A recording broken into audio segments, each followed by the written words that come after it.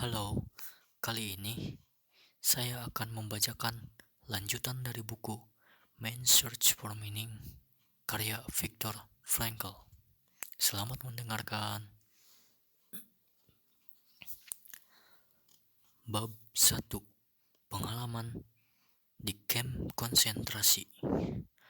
Buku ini tidak mengklaim diri sebagai catatan berbagai fakta dan peristiwa, melainkan sekadar catatan berbagai pengalaman pribadi, penderitaan yang tak putus-putus sebagaimana ditanggung oleh para tawanan Nazi.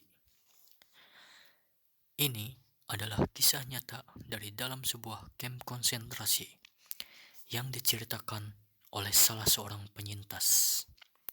Kisah ini sama sekali tak ingin menampilkan kengerian besar yang terjadi, yang telah banyak dituliskan orang, meskipun jarang yang percaya, kecuali beberapa penyiksaan kecil.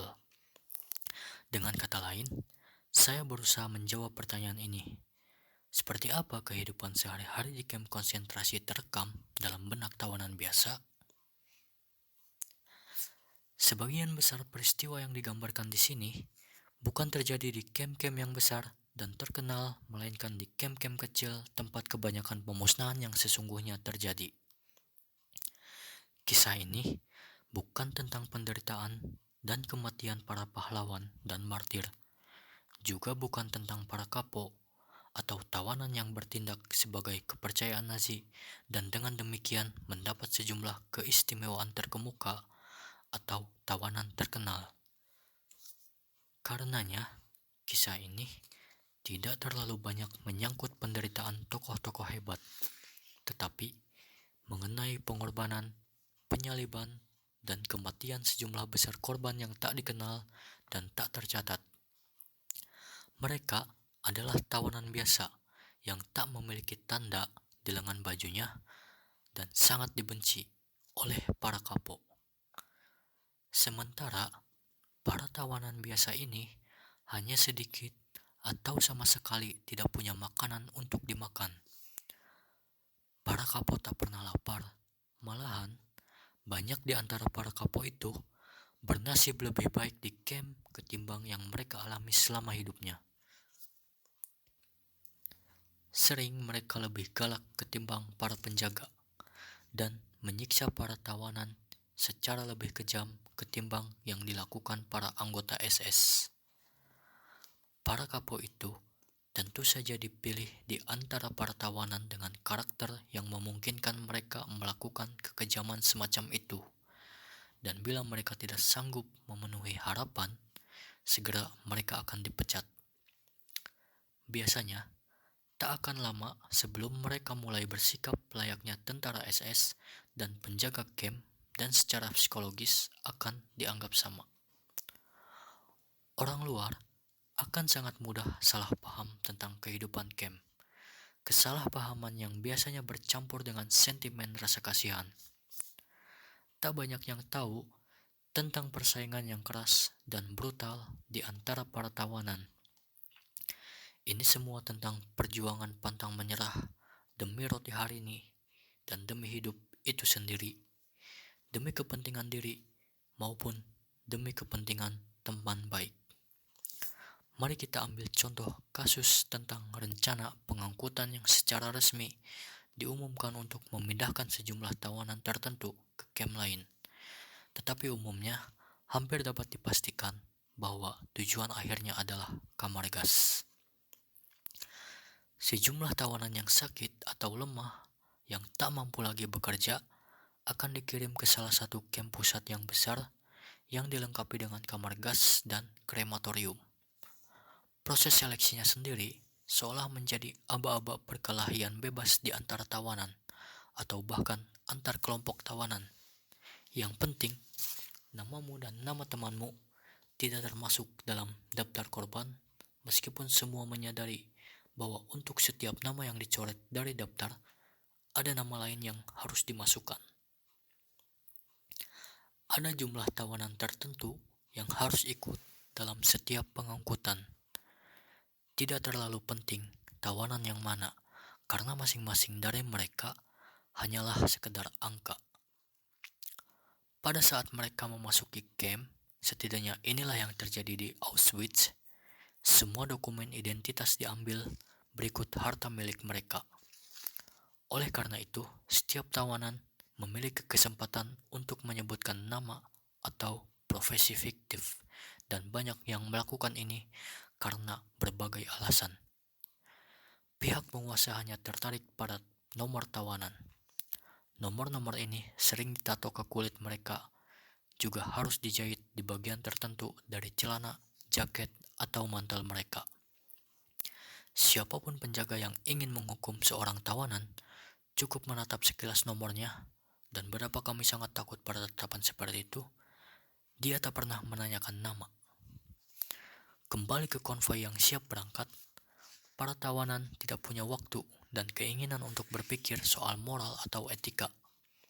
Setiap orang hanya dikendalikan oleh satu pemikiran, bertahan hidup demi keluarga yang menunggu mereka di rumah dan menyelamatkan kawan-kawan.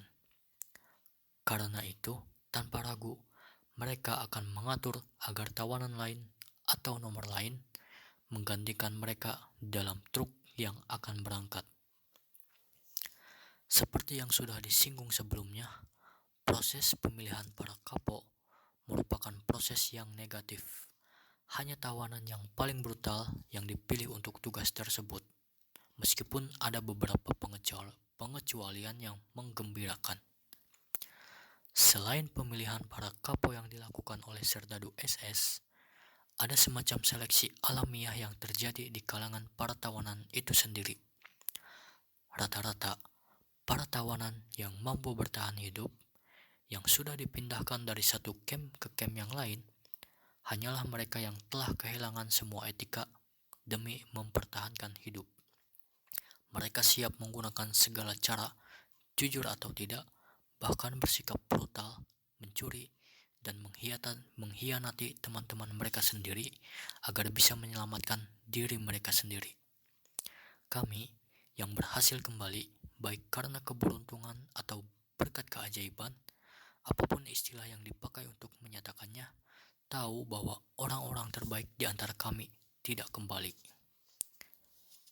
Sudah ada banyak kisah nyata tentang kamp konsentrasi yang dipublikasikan. Di sini, fakta-fakta dianggap signifikan hanya selama fakta tersebut menjadi bagian dari pengalaman manusia. Bentuk pengalamanlah yang ingin ditonjolkan di dalam buku ini. Bagi mereka yang pernah menjalani kehidupan di dalam kamp konsentrasi, buku ini berupaya menjelaskan pengalaman mereka ditinjau dari pengetahuan masa kini. Dan bagi mereka yang tidak pernah merasakannya, buku ini akan membantu mereka untuk memikirkan dan terutama memahami pengalaman-pengalaman dari persentase kecil tawanan yang bertahan hidup. Para tawanan yang sekarang ini mendapati bahwa kehidupan ternyata sulit untuk dijalani. Para bekas tawanan tersebut kerap berkata, "Kami benci kalau harus bercerita tentang pengalaman kami. Tidak ada penjelasan yang perlu diberikan untuk mereka yang pernah menjalaninya. Dan mereka yang tidak langsung merasakannya tidak akan pernah memahami bagaimana perasaan kami saat itu dan perasaan kami sekarang." Mencoba membuat uraian metodis tentang pengalaman seperti ini memang sulit karena uraian kejiwaan membutuhkan objektivitas ilmiah tertentu. Mungkinkah seorang bekas tawanan mampu membuat pengamatan pribadi yang objektif? Objektivitas seperti itu hanya bisa diberikan oleh orang yang tidak langsung mengalaminya. Tetapi, orang seperti itu terlalu jauh dari tempat kejadian untuk membuat sebuah pernyataan yang punya nilai nyata. Hanya orang dalam yang mengetahui keadaan sebenarnya. Barangkali pengamatannya tidak objektif, penilaiannya mungkin terlalu berlebihan. Hal seperti ini sangat mungkin terjadi. Namun, harus ada upaya untuk menghindari bias pribadi, dan itulah sulitnya membuat buku-buku seperti ini. Dibutuhkan keberanian untuk menceritakan setiap pengalaman secara terperinci. Awalnya, Saya bermaksud menulis secara anonim dengan hanya mencantumkan nomor tawanan saya. Namun, ketika naskah selesai ditulis, saya sadar bahwa naskah ini akan kehilangan sebagian nilainya jika penulisnya anonim, bahwa saya harus punya keberanian untuk mengutarakan keyakinan saya secara terbuka. Karena itu, saya menahan diri untuk tidak menghapus bagian manapun, meskipun saya tidak menyukai pengungkapan tersebut. Saya serahkan kepada pembaca untuk menyaring isi buku ini menjadi teori-teori yang siap pakai. Teori-teori tersebut mungkin bisa menjadi sumbangan tentang kehidupan psikologis para tawanan yang mulai diteliti setelah Perang Dunia Pertama, yang kemudian diperkenalkan kepada kita sebuah sindrom yang lazim dikenal dengan nama sindrom kawat berduri. Kita juga berhutang pada Perang Dunia Kedua yang telah memperkaya khazanah pengetahuan kita yang terkait dengan psikopatologi massa. Jika saya boleh mengutip kalimat dan judul sebuah buku yang ditulis Libon, karena perang telah memperkenalkan arti perang, urat syaraf, dan kem konsentrasi. Karena buku ini berkisah tentang pengalaman saya sebagai tawanan biasa, saya harus mengatakan dengan bangga bahwa saya tidak pernah dipekerjakan sebagai psikiater, bahkan tidak sebagai dokter di camp tersebut, kecuali selama beberapa minggu terakhir. Beberapa rekan sejawat saya cukup beruntung karena dipekerjakan di dalam unit-unit palang merah dengan kondisi buruk untuk memasang perban yang terbuat dari potongan-potongan kertas bekas. Namun saya, tawanan nomor 119.104, hampir sepanjang waktu ditugaskan untuk menggali dan membuat lintasan jalan kereta api. Sekali waktu, saya harus menggali sebuah terowongan tanpa bantuan siapapun untuk menempatkan pipa utama saluran air di bawah sebuah jalan. Keberhasilan saya ternyata cukup dihargai karena sesaat sebelum hari Natal 1944, saya dihadiahi kupon premium. Kupon tersebut dikeluarkan oleh sebuah perusahaan bangunan yang mempekerjakan tawanan sebagai budak. Perusahaan tersebut membayar kepada pihak berwenang di camp dengan harga tertentu untuk setiap tawanan. Kupon tersebut memiliki nilai tukar setara dengan 50 pfennig atau sen Jerman dan bisa ditukar dengan 6 batang rokok. Biasanya beberapa minggu kemudian, meskipun kadang kupon-kupon seperti itu bisa saja kehilangan validitasnya. Saya dengan bangga menjadi pemilik dari kupon yang nilainya setara dengan 12 batang rokok. Yang lebih penting lagi, rokok-rokok tersebut bisa ditukar dengan 12 mangkuk sup, dan 12 mangkuk sup bisa benar-benar mengobati rasa lapar. Hak istimewa untuk merokok sebenarnya hanya diberikan kepada para kapok yang menerima kupon mingguan, atau diberikan kepada tawanan yang bekerja sebagai mandor di gudang atau di bengkel, yang menerima beberapa batang rokok sebagai imbalan atas tugas yang berbahaya. Satu-satunya kekecualian terjadi pada tawanan yang sudah kehilangan kemauan untuk hidup dan ingin menikmati hari-hari terakhir mereka. Jadi, jika kami melihat seorang tawanan mengisap rokoknya sendiri, kami tahu bahwa tawanan tersebut telah kehilangan kepercayaan pada kekuatannya untuk bertahan, dan sekali kepercayaan itu hilang, keinginan untuk hidup biasanya tidak akan bertahan atau tidak akan pernah kembali lagi. Jika orang mengamati sejumlah besar bahan yang dikumpulkan berdasarkan pengalaman dan pengamatan terhadap para tawanan, ada 3 fase yang dilalui para tawanan sebagai reaksi mental mereka terhadap kehidupan di kamp konsentrasi, yaitu periode awal, ketika tawanan mulai masuk ke kamp konsentrasi. Periode kedua, ketika para tawanan mulai dikelilingi oleh rutinitas kehidupan kamp, dan periode setelah pelepasan dan pembebasan tawanan. Gejala yang menandai fase pertama adalah syok, terguncang jiwanya. Pada kondisi-kondisi tertentu, syok bahkan terjadi sebelum tawanan secara formal masuk ke dalam kamp konsentrasi. Sebagai contoh, saya akan menceritakan tentang kondisi ketika saya mulai masuk ke dalam kamp konsentrasi. 1.500 tawanan menempuh perjalanan dengan kereta api selama beberapa hari beberapa malam. Setiap gerbong berisi 80 tawanan. Semua tawanan harus duduk di atas koper berisi sisa-sisa harta benda mereka. Gerbong-gerbong tersebut begitu penuh sesak, sehingga hanya bagian atas jendela saja yang masih terbuka agar cahaya fajar yang kelabu dapat masuk. Setiap orang mengira kereta akan menuju ke pabrik amunisi, tempat kami akan dipekerjakan sebagai pekerja paksa. Kami tidak tahu apakah kami masih berada di Silesia atau sudah di Polandia. Peluit kereta mengeluarkan suara aneh, seperti jeritan minta tolong sebagai rasa simpati terhadap para penumpangnya yang akan dibawa menemui ajalnya. Kemudian, kereta api melambat, menandakan sedang mendekati sebuah stasiun utama. Sebuah teriakan tiba-tiba muncul dari kerumunan penumpang yang cemas. Ada tanda bertuliskan Auschwitz. Jantung semua orang tiba-tiba berhenti berdetak. Auschwitz, nama yang mewakili semua bentuk kengerian. Kamar gas, kamar pembakaran mayat, pembantaian massal. Perlahan-lahan, kereta api bergerak lagi, seakan-akan ingin membiarkan para penumpangnya selama mungkin meresapi kenyataan yang sangat menakutkan. Auschwitz. Seiring kemunculan fajar, gambaran sebuah kamp yang besar mulai tampak.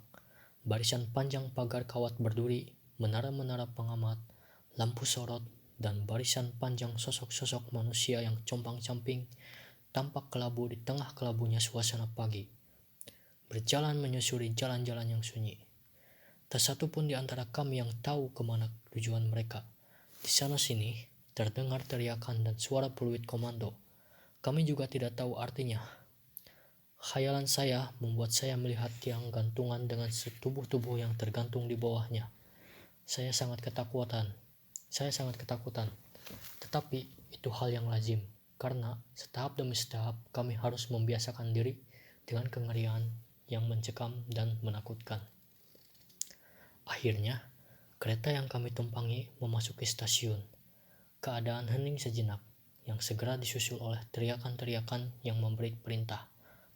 Mulai saat itu, kami akan terbiasa mendengar nada yang kasar dan nyaring seperti itu. Teriakan yang diulang-ulang di seantero camp. Suara teriakan itu seperti jeritan terakhir seorang korban, tetapi berbeda. Suara serak dan kering yang kami dengar itu seolah-olah berasal dari tenggorokan seseorang yang harus terus-menerus berteriak seperti itu. Seseorang yang dibunuh berulang-ulang kali. Pintu gerbong dibuka lebar dan sekelompok tawanan merengsek masuk. Mereka mengenakan seragam bergaris. Kepala mereka pelontos, tetapi mereka tidak tampak kelaparan. Mereka semua bicara dalam berbagai bahasa Eropa, dan nadanya seperti mengandung humor, sesuatu yang janggal mengingat kondisinya. Seperti orang nyaris tenggelam yang bergantung pada seutas jerami, saya rasa optimisme saya yang kerap mengendalikan perasaan saya, bahkan dalam situasi yang paling menyedihkan, bergantung pada pikiran ini. Para tawanan ini tampak baik saja. Mereka tampak bersemangat dan bahkan tertawa. Siapa tahu, barangkali saya juga bisa berada dalam posisi menguntungkan seperti mereka. Dalam psikiatri, ada sebuah kondisi yang disebut delusion of reprieve, menghayalkan penangguhan hukuman mati. Seorang terpidana mati, sesaat sebelum hukuman dilaksanakan, berhayal bahwa dia akan diampuni pada menit-menit terakhir. Kami pun bergantung pada secercah harapan seperti itu. dan terus percaya bahwa keadaan tidak seburuk seperti yang kami bayangkan. Pipi-pipi merah dan wajah bulat para tawanan itu cukup membesarkan hati kami. Saat itu, kami tidak tahu bahwa mereka adalah para tawanan khusus yang selama bertahun-tahun ditugaskan menerima kelompok-kelompok tawanan baru yang setiap hari datang di stasiun tersebut. Mereka menangani para tawanan baru dan barang-barang bawaan mereka termasuk benda-benda berharga dan perhiasan yang diselundupkan. Auschwitz pasti merupakan sebuah daerah unik di Eropa selama tahun-tahun terakhir perang. Banyak harta terbuat dari emas dan perak, emas putih, dan berlian yang tersimpan tidak hanya di gudang-gudang yang besar, tetapi juga di tangan para serdadu Nazi. 1.500 tawanan terkurung di dalam barak yang barangkali dibangun untuk menampung paling banyak 200 tawanan. Kami, kedinginan dan kelaparan, dan tempat yang ada tidak memungkinkan setiap tawanan duduk di lantai yang terbuka, apalagi berbaring. Seperlima ons roti adalah jatah makanan yang kami peroleh untuk 4 hari. Namun, saya mendengar sendiri seorang tawanan senior yang mengepalai sebuah bar tawanan melakukan tawar-menawar dengan anggota kelompok tawanan penerima para tawanan baru untuk sebuah penjepit dasi yang terbuat dari emas putih dan berlian. Hampir semua keuntungan pada akhirnya akan ditukar dengan minuman keras. Saya tidak ingat lagi berapa ribu mark yang dibutuhkan para tawanan untuk membeli sejumlah minuman keras yang dibutuhkan untuk menciptakan malam yang meriah. Yang saya tahu adalah bahwa para tawanan jangka panjang tersebut benar-benar membutuhkan minuman keras. Dalam kondisi seperti itu, siapa yang bisa menyalahkan mereka jika mereka berusaha membuat diri mereka mabuk? Ada juga kelompok tawanan yang mendapat jatah minuman keras dari serdadu Nazi dalam jumlah yang hampir-hampir tidak terbatas. Mereka adalah tawanan yang dipekerjakan di kamar-kamar gas dan krematorium. Para tawanan yang sangat menyadari bahwa suatu hari nanti mereka akan digantikan oleh sekelompok tawanan baru dan terpaksa harus melepaskan peran yang mereka terima sebagai orang yang menjatuhkan hukuman untuk kemudian sendirinya menjadi korban. Hampir semua orang di gerbong kami berkhayal bahwa mereka akan diampuni, bahwa semua akan baik-baik saja. Kami saat itu tidak menyadari makna dari peristiwa yang menyusul kemudian. Kami diminta untuk meninggalkan barang-barang bawaan kami di dalam gerbong kereta api, kemudian membentuk 2 barisan, wanita di satu sisi dan pria di sisi lain, untuk diperiksa oleh seorang serdadu SS senior. Anehnya, saya memiliki keberanian untuk menyembunyikan ransel saya di balik jaket saya. Barisan saya mulai maju untuk diperiksa si serdadu satu demi satu. Saya sadar akan sangat berbahaya jika serdadu itu menemukan ransel yang saya sembunyikan. Setidaknya dia akan menghajar saya. Saya tahu dari orang-orang yang berbaris sebelum saya. Secara naluriah, saya berdiri tegak saat mendekati si serdadu supaya dia tidak menyadari bahwa saya membawa beban yang berat. Kemudian saya berhadapan langsung dengannya. Tubuhnya tinggi dan tampak ramping dan bugar dalam seragamnya yang tanpa noda. Betapa kontrasnya dengan kami semua yang tampak kusut dan kotor setelah menempuh perjalanan panjang. Serdadu itu bersikap santai, tangan kirinya menopang siku kanannya. Tangan kanannya terangkat dan dengan telunjuknya dia menunjuk ke kanan atau ke kiri dengan santai. Tidak satu pun dari kami yang mengerti makna di balik gerakan jarinya yang kadang-kadang menunjuk ke kanan dan kadang-kadang ke kiri, tetapi jauh lebih sering menunjuk ke kiri. Sekarang tiba giliran saya. Seseorang berbisik kepada saya bahwa ke kanan berarti bekerja, sedangkan ke kiri berarti mereka yang dianggap sakit dan tidak bisa bekerja yang akan dikirim ke sebuah camp khusus. Saya biarkan takdir menentukan jalan hidup saya. Yang pertama dari begitu banyak takdir yang nantinya datang kepada saya. Ransel saya membuat tubuh saya sedikit condong ke kiri, tetapi saya berusaha keras agar bisa berdiri tegak. Si serdadu mengamati saya dengan cermat. Dia tampak ragu-ragu, lalu meletakkan kedua tangannya di atas bahu saya. Saya berusaha keras agar tampak cerdas, dan dengan sangat perlahan, dia mendorong bahu saya sampai wajah saya menghadap ke kanan. dan saya pun bergerak ke arah kanan. Makna permainan telunjuk tersebut dijelaskan kepada kami ketika malam tiba. Itu adalah seleksi yang pertama, keputusan pertama tentang hidup atau mati kami. Bagi sebagian besar tawanan yang datang bersama saya, kira-kira 90% permainan telunjuk itu identik dengan kematian. Hukumannya dilaksanakan hanya dalam waktu beberapa jam kemudian. Mereka yang dikirim ke sebelah kiri akan langsung dibariskan dari stasiun menuju ruang pembakaran mayat. Di pintu-pintu bangunan tersebut, seperti yang saya ceritakan, seorang yang bekerja di sana kepada saya tercetak kata mandi yang ditulis dalam beberapa bahasa Eropa. Sebelum memasuki bangunan, setiap tawanan diberi sepotong sabun, dan kemudian saya tidak perlu menggambarkan peristiwa yang terjadi kemudian. Sudah banyak cerita yang ditulis tentang peristiwa mengerikan tersebut. Kami yang selamat, sebagian kecil dari tawanan yang dipindahkan bersama saya, baru mengetahui kejadian yang sebenarnya ketika malam tiba. Kepada beberapa tawanan yang sudah tinggal di camp itu selama beberapa waktu, saya bertanya dibawa kemana rekan dan teman saya. Apa yang dia kirim ke sebelah kiri? Ya, jawab saya. Kalau begitu, Anda bisa melihatnya di sana, jawabnya. Di mana? Seseorang menunjuk ke arah cerobong asap beberapa ratus meter jauhnya dari halaman. Cerobong yang sedang mengeluarkan kepulan asap kelabu ke langit Polandia. Kepulan asap tersebut berubah menjadi gumpalan awan yang menakutkan. Di sanalah teman Anda sekarang, terbang menuju surga, jawabnya. Namun saya masih belum mengerti sampai dia menjelaskan semuanya dengan kata-kata yang gamblang. Namun cerita mengenai pengalaman saya ini sebenarnya tidak sesuai urutannya dari sudut pandang psikologis. Kami masih mengalami banyak sekali kejadian, mulai dari menyingsingnya pajar di stasiun sampai istirahat malam yang pertama di camp, dengan dikawal oleh para tentara SS yang bersenjata api. Kami dipaksa berlari dari stasiun, melewati kawat berduri yang dialiri arus listrik, masuk camp konsentrasi menuju tempat mandi. Bagi kami yang berhasil lolos dari seleksi pertama, ini merupakan mandi yang sesungguhnya. Sekali lagi, khayalan kami tentang hukuman yang ditunda menjadi kenyataan. Para serdadu SS hampir-hampir tampak menyenangkan. Dengan cepat kami mengetahui alasannya. Mereka bersikap baik kepada kami karena melihat jam tangan di lengan kami dan membujuk kami dengan nada yang mengandung niat baik agar kami menyerahkannya kepada mereka. Bagaimanapun, kami harus menyerahkan semua harta benda kami. Jadi, kenapa tidak menyerahkannya kepada seorang orang yang tampaknya cukup baik itu? Siapa tahu suatu hari dia akan membalas jasa kami.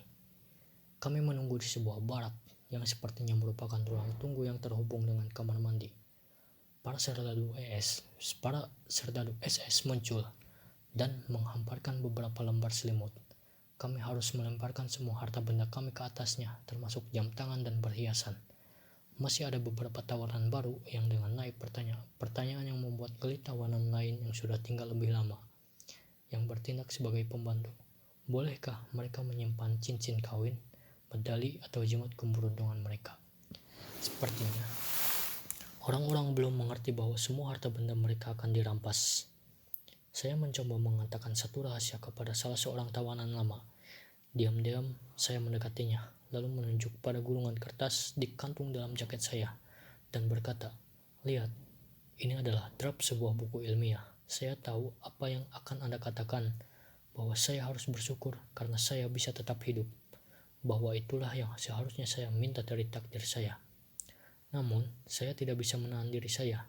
Saya harus menyimpan naskah ini, apapun resikonya. Ini merupakan karya seumur hidup saya. Mengertikah Anda?" Sepertinya dia mulai paham. Perlahan-lahan, sebuah senyuman muncul di wajahnya. Mula-mula senyum yang diwarnai rasa kasihan, lalu lebih mengarah pada rasa geli, mengejek, menghina, dan akhirnya dia melontarkan satu kata sebagai jawaban atas pertanyaan saya. Sebuah kata yang ada dalam pembendaharaan kata setiap tawanan. Tai. Saat itu juga saya melihat sebuah kebenaran yang sederhana dan melakukan sesuatu yang menandai titik puncak dari reaksi psikologis fase pertama saya. Saya membuang seluruh kehidupan masa lalu saya. Tiba-tiba muncul keributan di antara rekan-rekan sesama tawanan yang sedang berdiri dengan muka pucat, ketakutan berdebat tanpa daya. Sekali lagi, kami mendengar perintah yang diteriakan dengan suara serak. Kami dipaksa dengan pukulan untuk masuk ke dalam ruangan yang terletak di sebelah kamar mandi. Di tempat itu, kami berkumpul mengelilingi seorang serdadu SS yang menunggu sampai kami semua tiba.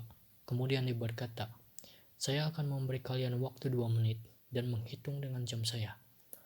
Dalam waktu 2 menit tersebut, kalian harus melepaskan semua pakaian dan menjatuhkannya ke atas lantai di tempat kalian berdiri. Kalian tidak boleh membawa apapun kecuali sepatu, ikat pinggang atau bretel, dan barangkali pembalut luka. Saya akan menghitung, mulai sekarang." Dengan kecepatan yang tidak terpikirkan, orang-orang mulai melepaskan pakaian mereka. Ketika waktu yang ditetapkan hampir habis, mereka menjadi bertambah gugup dan dengan canggung menarik pakaian dalam, ikat pinggang, dan tali sepatu mereka. Kemudian, untuk pertama kalinya, kami mendengar suara cambukan, bunyi sabuk kulit yang mengenai tubuh yang telanjang.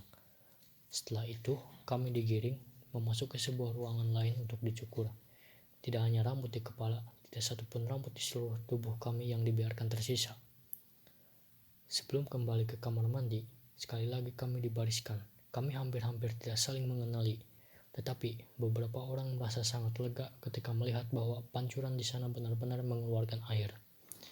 Sementara kami menunggu acara mandi selesai, ketelanjangan kami membuat kami menyadari bahwa kami benar-benar tidak memiliki apapun kecuali tubuh kami, bahkan rambut pun tidak. Yang kami miliki secara harfiah hanyalah eksistensi kami yang telanjang. Benda apa yang masih kami miliki yang mengikat kami dengan kehidupan masa lalu? Bagi saya, masih ada kacamata dan ikat pinggang. Ikat pinggang yang kelak harus saya tukar dengan sepotong roti. Masih ada sedikit kejutan yang menanti mereka yang memakai kain bebat. Malam harinya, seorang tawanan senior yang bertanggung jawab atas barak kami menyambut dengan sebuah pidato yang disertai janji bahwa dia sendiri akan menggantung dari palang itu, tangannya menunduk sebuah palang kayu, setiap orang yang menjahitkan uang atau batu berharga ke kain bebat mereka. Dengan bangga, dia menjelaskan bahwa sebagai tawanan senior, hukum di camp memberinya hak untuk melakukan hal itu. Dalam hal sepatu, masalahnya ternyata tidak sesederhana itu.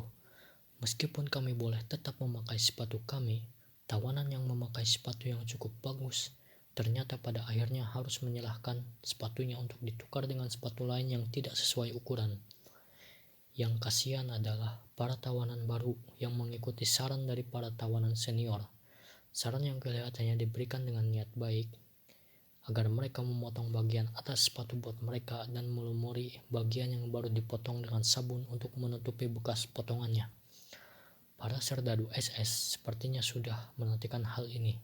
Semua tawanan yang dituduh melakukan hal tersebut digiring masuk ke sebuah ruangan kecil di samping kamar mandi. Beberapa saat kemudian, sekali lagi, kami mendengar bunyi cambukan ikat pinggang bercampur jeritan para korban. Kali ini, suara-suara tersebut terdengar cukup lama. Dengan demikian, semua hayalan kami satu persatu dihancurkan.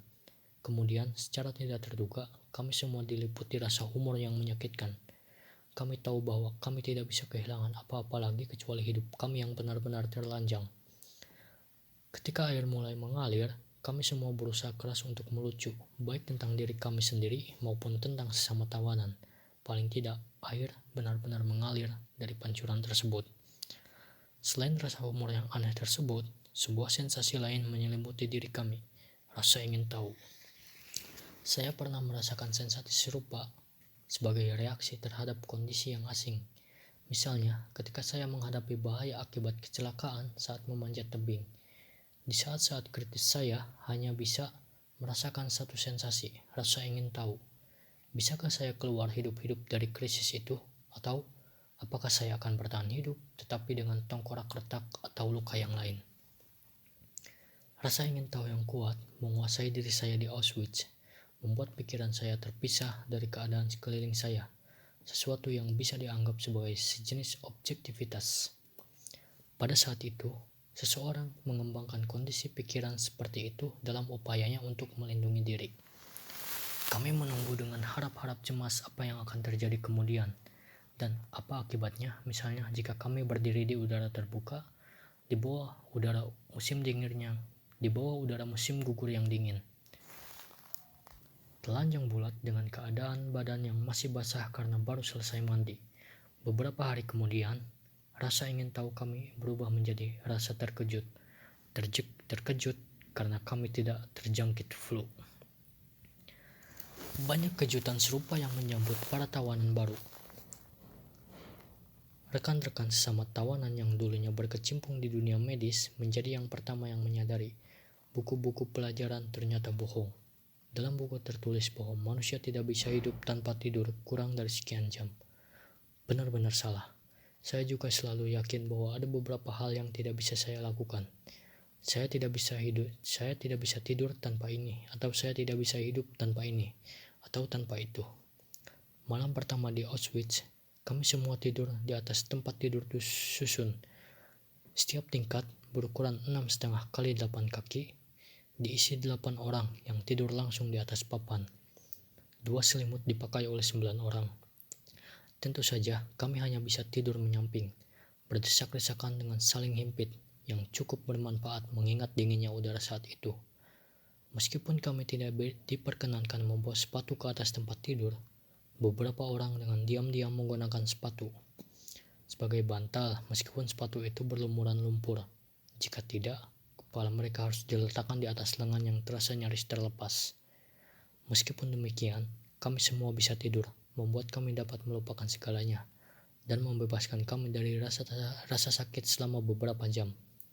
Saya juga ingin menyinggung sejumlah kejutan kecil tentang ketahanan tubuh. Kami tidak pernah bisa membersihkan gigi. Meskipun demikian, dan meskipun kami kekurangan vitamin, geraham kami lebih sehat daripada sebelumnya. Kami harus memakai kemeja yang sama selama setengah tahun sampai kemeja itu tak tampak lagi seperti kemeja. Berhari-hari kami tidak bisa membasuh badan, meskipun sebagian saja, karena pipa-pipa saluran air membeku. Tapi luka dan lecet di tangan kami yang kotor karena bekerja di dalam lumpur tidak bernanah, kecuali jika ada yang mengalami radang dingin. Atau misalnya, orang-orang yang mudah terganggu saat tidur, mereka yang biasanya terbangun hanya oleh suara samar yang datang dari kamar sebelah, mendapat dirinya tidur berimpit dengan rekan lain yang mendengkur keras, hanya beberapa senti dari telinganya, tetapi tetap tidur nyenyak di tengah suara bising tersebut. Jika seseorang sekarang bertanya kepada kami tentang kebenaran teori Dostoevsky yang secara tegas menyatakan bahwa manusia bisa terbiasa dengan kondisi apapun, maka kami akan menjawab, benar, manusia memang bisa membiasakan diri dengan kondisi apapun, tetapi jangan minta kami menjelaskannya. Namun, penyelidikan psikologis kami belum membawa kami sejauh itu. Kami para tawanan juga belum sampai ke titik tersebut. Kami masih berada dalam fase pertama dari reaksi psikologis kami. Keinginan untuk bunuh diri terbesit dalam benak hampir semua orang, meskipun hanya untuk sejenak. Keinginan itu muncul akibat situasi yang tanpa harapan, karena kematian yang selalu mengintai kami setiap hari dan setiap jam. Kedekatan dengan maut dirasakan oleh banyak tawanan lainnya, berdasarkan keyakinan pribadi yang akan saya bahas kemudian. Saya berjanji kepada diri sendiri sejak malam pertama saya tiba di camp, bahwa saya tidak akan berlari ke arah kawat berduri. Metode bunuh diri ini sangat populer di camp, menyentuh kawat berduri yang dialiri aliran listrik. Bukan hal yang sulit untuk mengambil keputusan untuk tidak bunuh diri. Bunuh diri hampir-hampir tidak ada gunanya, karena harapan hidup sebagian besar tawanan, jika dihitung secara objektif dan ditinjau dari segala kemungkinan, benar-benar kecil. Seseorang tidak bisa merasa yakin dirinya masuk dalam sekelompok kecil orang-orang yang bisa lolos dari berbagai seleksi.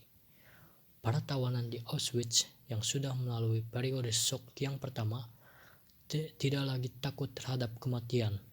Bahkan, kamar gas pun setelah beberapa hari telah kehilangan kengeriannya. Sebaliknya, kamar gas bisa menyelamatkan mereka dari tindakan bunuh diri. Beberapa teman saya yang saya temui di kemudian hari berkata kepada saya bahwa saya tidak termasuk tawanan yang sangat tertekan oleh syok ketika pertama memasuki kamp konsentrasi. Saya hanya tersenyum dengan cukup tulus ketika menyaksikan kejadian pada pagi hari pertama setelah kami melewati malam pertama di Auschwitz. Meskipun ada larangan keras untuk meninggalkan blok kami, salah seorang teman saya yang tiba di Auschwitz beberapa minggu sebelumnya menyelundup ke dalam barak kami. Dia ingin menenangkan dan membuat kami sedikit nyaman dengan mengingatkan kami tentang beberapa hal. Tubuhnya sudah berubah menjadi sangat kurus, sehingga pada awalnya kami tidak mengenali dia. Dengan sikap lucu dan santai, dia memberi kami beberapa saran pendek. Jangan takut dengan seleksi. Dr. M, serdadu SS yang juga dokter kepala, cenderung bersikap lunak terhadap sesama dokter. Ternyata itu salah. Saran teman saya yang diberikan dengan maksud baik ternyata tidak benar. Salah satu tawanan, seorang dokter, pria berusia sekitar 60 tahun, yang ditugasi menangani beberapa barak, berkata kepada saya bagaimana dia memohon kepada Dr. M agar membebaskan anak laki-lakinya dari kamar gas. Dengan dingin, Dr. M menolak permohonan tersebut. Satu hal yang saya minta dari Anda semua, teman saya menambahkan, bersyukurlah setiap hari kalau memungkinkan, meskipun untuk itu Anda harus memakai sepotong kaca. Dan untuk mendapatkannya, Anda harus menukarnya dengan potongan roti Anda yang terakhir. Anda akan tampak lebih muda, dan parutan bekas cukur akan membuat pipi Anda tampak lebih sehat. Jika Anda semua ingin tetap hidup, hanya ada satu cara. Anda harus tampak sehat untuk bekerja. Jika Anda sedikit pincang, katakanlah karena tumit Anda lecet, dan seorang serdadu SS melihat hal ini, dia akan menyuruh Anda menepi, dan keesokan harinya, Anda pasti dimasukkan ke dalam kamar gas. Orang yang tampak sengsara, lemah, sakit-sakitan dan kurus, orang yang tidak sanggup lagi melakukan kerja berat cepat atau lambat akan masuk ke dalam kamar gas. Karena itu, ingat, bersyukur, berdiri dan berjalan dengan tegap, maka Anda tidak perlu takut pada kamar gas. Anda semua yang berdiri di gubuk ini, meskipun baru berada di sini selama 24 jam, Anda semua tidak perlu takut pada kamar gas, kecuali Anda, katanya sambil menunjuk ke arah saya. Kemudian dia melanjutkan, saya harap Anda tidak keberatan jika saya berterus terang. Kepada yang lain, dia berkata sekali lagi, dari Anda semua, hanya dia yang boleh merasa takut terhadap seleksi berikutnya. Jadi, jangan khawatir. Saya hanya tersenyum. Sekarang saya yakin bahwa semua orang yang mengalami hal serupa dengan saya pada hari itu akan melakukan hal yang sama. Saya kira Lessing-lah yang pernah berkata, ada hal yang membuat Anda kehilangan akal sehat, atau Anda sama sekali tidak punya akal sehat yang bisa hilang. Reaksi abnormal terhadap situasi abnormal merupakan tingkah laku yang normal. Bahkan kami, para psikiater, berharap bahwa setiap manusia akan bereaksi terhadap suatu situasi abnormal. Misalnya jika seseorang dimasukkan ke rumah sakit jiwa, maka dia akan bereaksi abnormal sesuai dengan tingkat kenormalannya. Reaksi seseorang saat dia dimasukkan ke sebuah kamp konsentrasi juga mencerminkan kondisi pikiran yang tidak normal. Tetapi jika ditinjau secara objektif, reaksinya merupakan hal yang normal, seperti yang akan ditunjukkan kemudian. Sebuah reaksi khusus akibat kondisi-kondisi khusus. Reaksi-reaksi ini, seperti yang sudah saya jelaskan sebelumnya, mulai berubah setelah beberapa hari. Para tawanan beralih dari fase pertama ke fase kedua, yaitu fase apatis yang relatif ketika dia mengalami kematian emosi. Selain reaksi-reaksi yang digambarkan di atas, para tawanan yang baru tiba akan mengalami siksaan emosional yang sangat berat yang berusaha ia lenyapkan. Pertama, muncul kerinduan tak terhingga terhadap rumah dan keluarganya. Kerinduan seperti ini seringkali menjadi semakin dalam, sehingga ia merasa dirinya dihancurkan oleh kerinduan tersebut. Kemudian muncul rasa benci, kebencian terhadap segala keburukan sekelilingnya, bahkan yang hanya berbentuk penampakan luar sekalipun. Hampir semua tawanan diberi seragam bekas, seragam yang membuat pakaian orang-orangan sawah tampak elegan. Jalan-jalan di antara barak tawanan penuh dengan kotoran, dan semakin keras upaya kita untuk membersihkannya, semakin kotor tubuh kita. Membersihkan kakus dan saluran pembuangan adalah tugas favorit yang kerap diberikan sebagai tugas kelompok kepada para tawanan yang baru tiba. Jika, seperti yang sering terjadi, sebagian dari kotoran manusia terpecik mengotori wajah mereka dalam pengangkutan menuju pembuangan karena kondisi jalan yang bergelombang, tawanan yang menunjukkan rasa jijik atau tawanan yang berusaha membersihkan wajah mereka akan dihadiahi pukulan oleh seorang kapok. Kondisi ini semakin mempercepat musnahnya reaksi normal. Pada awalnya, seorang tawanan akan memalingkan wajah bila ia melihat kelompok tawanan lain yang sedang dihukum. Ia tidak tahan melihat rekan-rekannya sesama tawanan berbaris bolak-balik selama berjam-jam di jalan yang berlumpur di bawah ancaman cambuk. Beberapa hari atau beberapa minggu kemudian, keadaan mulai berubah.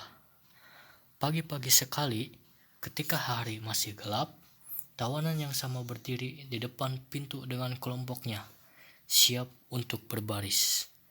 Tawanan tersebut mendengar jeritan dan melihat salah satu rekannya sesama tawanan dipukul jatuh, berdiri kembali, dan sekali lagi terjatuh. Mengapa? Tawanan tersebut merasa tubuhnya demam dan melapor ke gubuk kesehatan, tetapi waktunya tidak tepat. Dia sedang dihukum karena dianggap berupaya menghindari pekerjaan. Namun, tawanan yang sudah masuk ke dalam reaksi psikologi fase kedua tidak lagi mengalihkan pandangannya. Saat itu, perasaannya sudah bebal sehingga dia melihat kejadian tersebut tanpa merasakan apapun. Contoh lain, suatu hari, seorang tawanan sedang menunggu di unit kesehatan meminta agar dia diberi tugas ringan di dalam camp selama 2 hari karena terluka, atau barangkali karena ada bagian tubuh yang melepuh atau karena demam.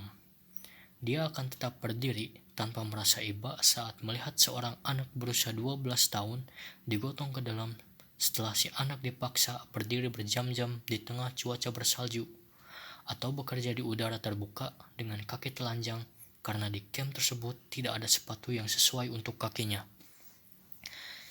Jari-jari kaki si anak hancur karena radang dingin, dan dokter yang bertugas menarik ujung-ujung jari kaki yang sudah hitam karena gangren dengan pinset satu demi satu. Jijik, seram, dan kasihan adalah emosi yang tidak bisa lagi dirasakan oleh si tawanan yang menonton. Orang-orang yang menderita, baik yang setengah mati atau sudah mati, sudah menjadi hal yang lazim baginya setelah dia berada 2 minggu di kamp konsentrasi, sehingga keadaan mereka tidak lagi bisa menyentuh perasaannya. Saya sendiri pernah ditugaskan di barak para penderita tifus yang hampir semua penghuninya terserang demam tinggi. Sebagian besar setengah sadar karena demam dan sebagian sudah mendekati ajal. Setelah salah satu pasien meninggal dunia, saya menyaksikan peristiwa selanjutnya tanpa perasaan apapun, dan ini terjadi berulang-ulang. Setiap kali ada pasien yang meninggal, satu demi satu para tawanan mendekati tubuh yang masih hangat tersebut. Seorang tawanan mengambil sisa-sisa hidangan kentang yang sudah hancur. Tawanan lain yang merasa bahwa sepatu kayu yang dipakai almarhum lebih baik dari sepatu yang dipakainya, melepaskan dan menukarkannya. Tawanan ketiga mengambil jaketnya, dan tawanan lain merasa gembira karena dia bisa mengambil beberapa, bayangkan, karet gelang. Saya mengamati semua itu dengan acuh tak acuh. Akhirnya, saya minta perawat untuk memindahkan mayat tersebut. Ketika si perawat memutuskan untuk melakukannya, dia memegang kaki mayat, menjatuhkannya ke lantai lorong di antara 2 deretan tempat tidur pasien yang berisi kurang lebih 50 pasien tifus, dan menariknya melalui lantai tanah yang bergelombang menuju pintu keluar. 2 anak tangga yang terletak dekat pintu yang menuju ke udara terbuka selalu menyulitkan kami, karena kami benar-benar kelelahan akibat kurang makan. Setelah beberapa bulan tinggal di camp, menaiki 2 anak tangga yang masing-masing setinggi 15 cm tersebut benar-benar menyulitkan sehingga kami harus berpegangan pada kusen pintu untuk menarik tubuh kami ke atas. Pria yang menarik mayat tersebut akhirnya tiba di muka tangga. Dengan kelelahan, dia menyeret tubuhnya menaiki tangga. Kemudian, dia menyeret tubuh mayat, mula-mula kakinya, kemudian badannya, dan terakhir kepalanya. Diikuti suara benturan keras. Ketika kepala mayat membentur kedua anak tangga tersebut. Saya berada di sisi lain barak tersebut, di samping satu-satunya jendela yang dibangun rendah, hanya sedikit lebih tinggi dari lantai gubuk. Saat itu, kedua tangan saya yang dingin sedang memegang semangkuk sup yang panas yang saya seruput dengan rakus. Kebetulan saat itu saya melihat keluar jendela. Mayat yang baru saja dibawa tersebut menatap saya dengan matanya yang berkaca-kaca. 2 jam sebelumnya, saya masih berbicara dengan pria tersebut. Sekarang, saya terus saja menyeruput sup saya. Kalau saja saya tidak merasa terkejut karena emosi saya sama sekali tidak tersentuh mengingat profesi saya, sekarang saya pasti tidak akan mengingat peristiwa itu karena saat itu saya hampir-hampir tidak merasakan apapun. Apati, menumpulkan berbagai emosi yang membuat seseorang tidak memedulikan apapun, merupakan gejala yang muncul sebagai reaksi psikologis fase kedua yang membuat seorang tawanan tidak lagi peka terhadap siksaan yang dialami dari hari ke hari, jam demi jam. Melalui ketidakpekaan tersebut, para tawanan membungkus dirinya dengan kerangka perlindungan yang sangat diperlukan. Tawanan bisa dipukuli hanya karena sedikit provokasi, kadang-kadang tanpa alasan sama sekali. Contoh, jatah roti biasanya dibagikan di tempat kerja, dan kami semua harus berbaris untuk mendapatkannya. Suatu hari, seorang pria di samping saya berdiri agak keluar barisan, dan ketidakteraturan itu membuat salah satu serdadu SS merasa kesal. Saya tidak tahu apa yang terjadi di barisan belakang saya, atau apa yang dipikirkan si serdadu, tetapi tiba-tiba saja saya menerima pukulan keras di kepala. Baru kemudian saya melihat serdadu di samping saya menggunakan tongkatnya. Dalam peristiwa itu, bukan sakit fisik yang dirasa paling menyakitkan, dan ini berlaku untuk orang dewasa maupun anak-anak yang sering dihukum, melainkan penderitaan mental akibat ketidakadilan, akibat tidak masuk akalnya semua itu. Anehnya, sebuah pukulan yang bahkan tidak meninggalkan bekas dalam situasi tertentu bisa lebih menyakitkan dibandingkan pukulan yang menimbulkan bekas. Suatu hari, saya sedang bekerja di lintasan jalan kereta api di tengah tiupan badai salju. Meskipun cuaca sangat buruk, kelompok kami harus tetap bekerja. Saya bekerja keras, memperbaiki jalan kereta api dengan menggunakan batu kerikil. Karena itulah satu-satunya cara agar tubuh saya tetap hangat. Sejenak, saya berhenti untuk menarik napas dan bersandar pada sekop saya. Sialnya, pada saat yang sama, seorang pengawas menoleh dan dia berpikir saya sedang bermalas-malasan. Rasa sakit yang ditimbulkan bukan muncul karena hinaan atau pukulan. Penjaga itu sama sekali tidak merasa perlu untuk bicara atau mengumpat sosok kurus dan compang-camping yang berdiri di hadapannya, yang mungkin hanya mengingatkan dia secara samar kepada bentuk tubuh manusia. Dia hanya mengambil sebuah batu dan melemparkannya kepada saya. Bagi saya, cara itu hanya dipakai untuk menarik perhatian binatang peliharaan untuk kembali melakukan tugasnya. Bagian yang paling menyakitkan dari pukulan adalah hinaan yang menyertainya. Suatu kali, kami ditugaskan mengangkut potongan-potongan balok panjang dan berat melalui jalan yang licin karena tertutup es. Jika seorang tawanan terjatuh, ia tidak hanya membahayakan dirinya sendiri, tetapi juga tawanan lain yang sama-sama mengangkat balok tersebut bersamanya. Seorang teman lemah saya menderita cacat bawaan pada tulang panggulnya. Meskipun cacat, dia senang bisa bekerja karena para tawanan yang menderita cacat fisik biasanya tidak lolos dari seleksi kamar gas.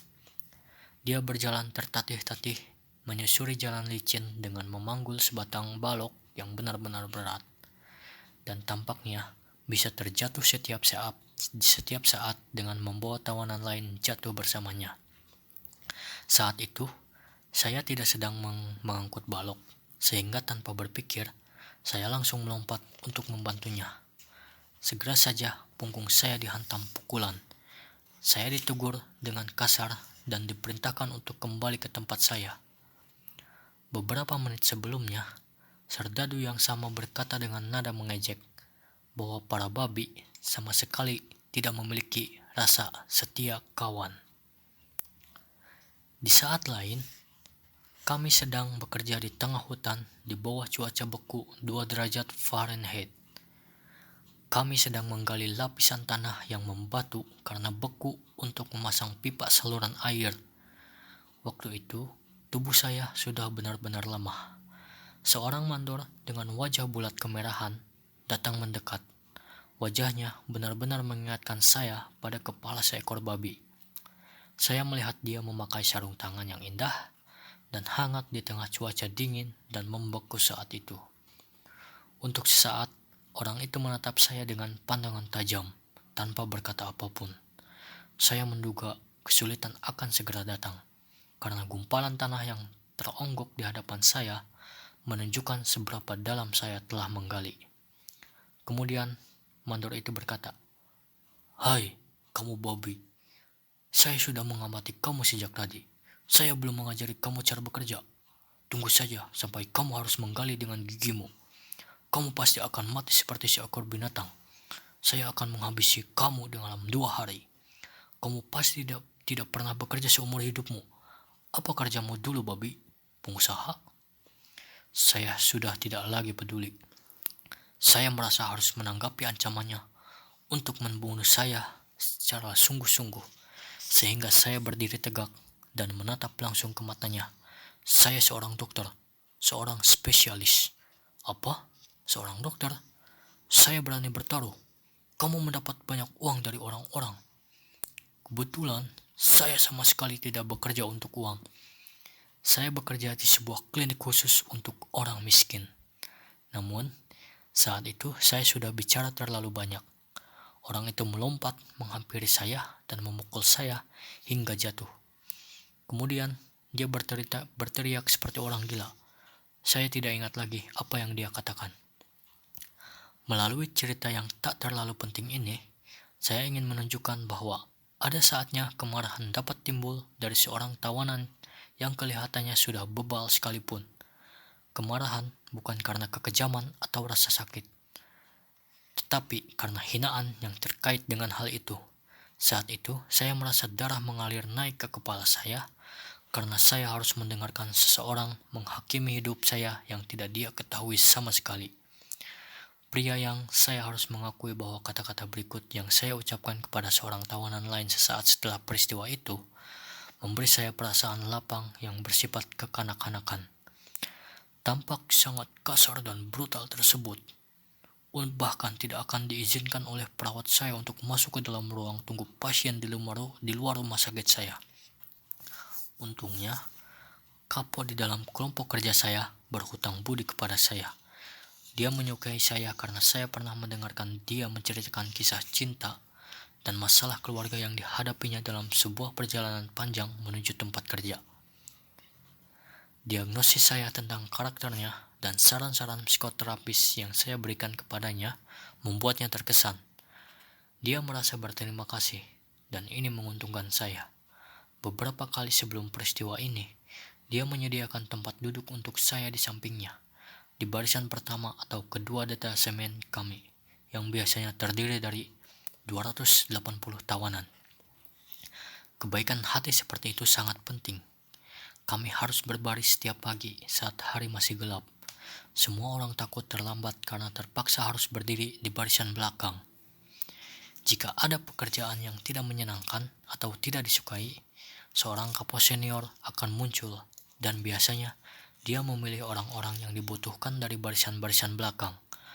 Orang-orang yang terpilih harus berbaris ke tempat lain menuju tugas yang benar-benar berat di bawah pengawasan para penjaga yang asing. Kadang-kadang, si kapo memilih tawanan dari 5 baris pertama untuk menangkap orang-orang yang mencoba berlagak pintar. Setiap bentuk protes atau permohonan keringanan hanya akan dihadiahi dengan tendangan di tempat-tempat yang paling menyakitkan, dan para korban akan digiring ke tempat kerja mereka di bawah ancaman teriakan dan pukulan. Namun, selama kapo tersebut merasa perlu mencurahkan perasaannya kepada saya, hal seperti itu tidak akan terjadi pada diri saya. Saya mendapat tempat terjamin di sampingnya. Selain itu, masih ada manfaat lain. Seperti yang dialami oleh hampir semua rekan tawanan, saya juga menderita edema. Kaki saya bengkak dan kulit kaki saya terentang erat sehingga saya hampir-hampir tidak bisa membengkokkan kedua lutut saya. Saya terpaksa membiarkan tali sepatu saya tak terikat supaya kedua kaki saya bisa muat ke dalam sepatu. Kalaupun saya punya kaos kaki, saya tidak akan bisa memakainya. Jadi, sebagian kaki saya yang telanjang selalu basah dan sepatu saya selalu dipenuhi salju. Akibatnya, sebagian kaki saya terkena radang dingin dan gatal-gatal karena dingin. Setiap langkah menjadi siksaan berat. Gumpalan-gumpalan es akan terbentuk di dalam sepatu kami saat kami berbaris melewati padang-padang yang tertutup salju. Berkali-kali, para tawanan tergelincir dan tawanan lain yang berada di belakangnya akan ikut terjatuh menindih tubuh mereka. Jika itu terjadi, barisan akan terhenti sebentar, tetapi tidak lama. Salah satu penjaga segera mengambil tindakan dan memukuli para tawanan dengan gagang senapannya agar mereka berdiri lebih cepat. Semakin depan posisi tawanan di dalam barisan, semakin jarang dia berhenti dan dipaksa untuk berlari di atas kaki yang sakit karena harus mengganti waktu yang terbuang. Saya bahagia karena ditunjuk menjadi dokter pribadi dari sang kapo terhormat, sehingga bisa masuk ke dalam barisan pertama yang kecepatannya lebih teratur. Sebagai pembayaran tambahan atas pelayanan yang saya berikan, jika waktu makan siang di lokasi pekerjaan tiba, saya juga akan memperoleh sup dengan lebih banyak kacang karena disendok dari dasar panci.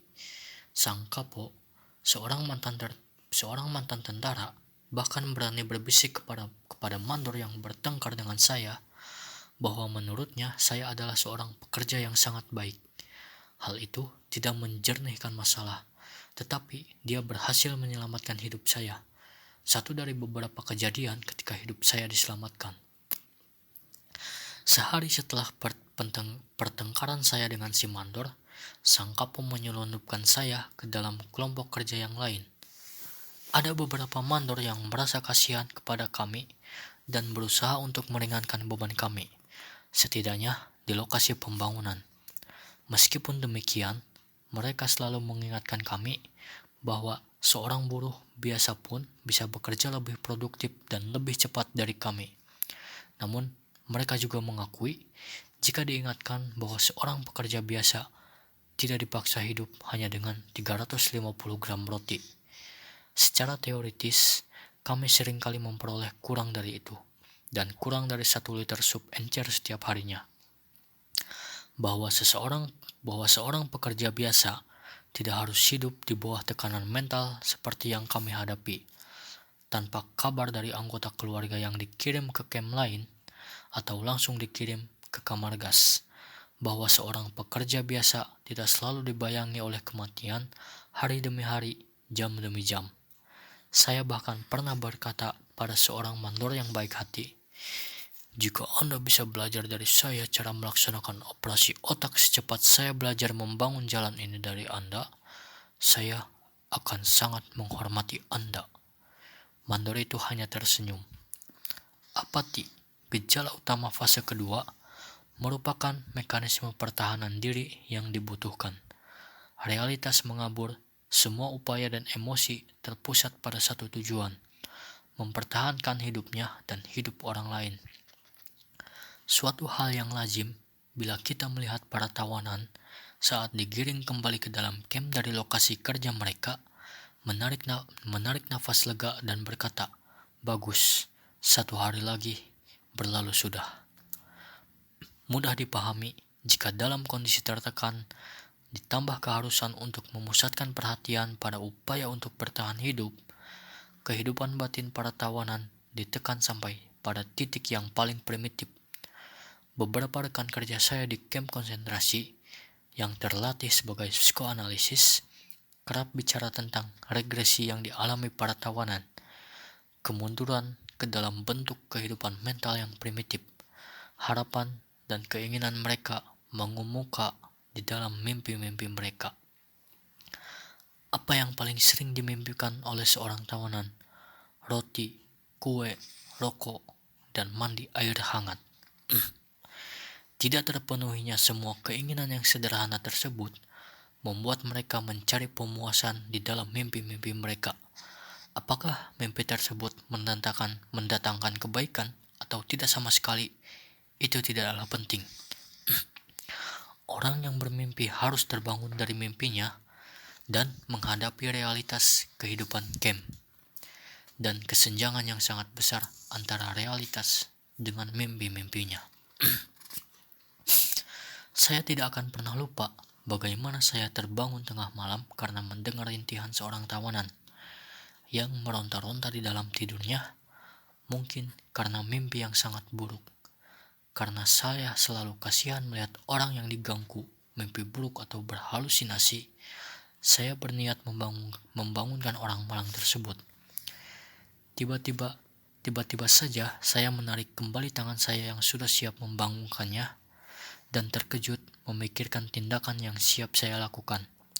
Saat itu juga saya baru sadar bahwa tidak ada mimpi, betapapun buruknya, yang lebih buruk dari kenyataan hidup di kamp konsentrasi. Dan saya sedang siap-siap membangunkan orang itu untuk kembali ke kenyataan tersebut. Karena beratnya kekurangan gizi yang diderita para tawanan, sangat wajar jika hasrat terhadap makanan menjadi naluri yang paling mengemuka dan menjadi pusat kehidupan mental para tawanan. Cobalah amati para tawanan yang sedang bekerja berdampingan saat mereka kebetulan tidak diawasi dengan ketat. Segera saja mereka akan bicara tentang makanan. Seorang tawanan akan bertanya tentang masakan favoritnya pada rekan yang ada di sampingnya. Kemudian, mereka akan saling bertukar resep dan merencanakan menu jika kelak mereka bisa berkumpul kembali. Suatu hari nanti, setelah mereka dibebaskan dan kembali ke rumah, mereka akan terus berbicara, menggambarkan semuanya secara terperinci, sampai ada peringatan, biasanya dalam bentuk sandi atau nomor khusus tentang ada penjaga datang. Saya selalu menganggap pembicaraan tentang makanan sebagai topik yang berbahaya. Bukankah salah apabila kita merangsang organisme tubuh dengan membayangkan makanan lezat secara terperinci, sementara kita harus menyesuaikan diri dengan jatah makanan yang sangat sedikit dan kalori rendah. Meskipun bisa sejenak mendatangkan kelapangan psikologis, khayalan seperti itu secara fisik pasti berbahaya. Di akhir masa tawanan kami, jatah makanan yang kami terima terdiri dari sup yang sangat encer yang dibagikan sekali sehari, ditambah sedikit roti. Selain itu, ada lagi yang disebut jatah tambahan, yang terdiri dari 3/4 ons mentega, atau sepotong sosis yang mutunya rendah, atau sepotong keju, atau sedikit madu sintetis, atau sesendok selai yang sangat encer yang berubah-ubah setiap harinya. Secara kalori, menu seperti itu benar-benar tidak memadai. Mengingat kerja kasar yang berat yang harus kami lakukan di bawah udara terbuka yang dingin tanpa pakaian yang layak, tawanan sakit yang ada di bawah perawatan khusus, yaitu mereka yang diizinkan berbaring di baraknya dan tidak diharuskan bekerja di camp, bahkan memperoleh jatah yang jauh lebih sedikit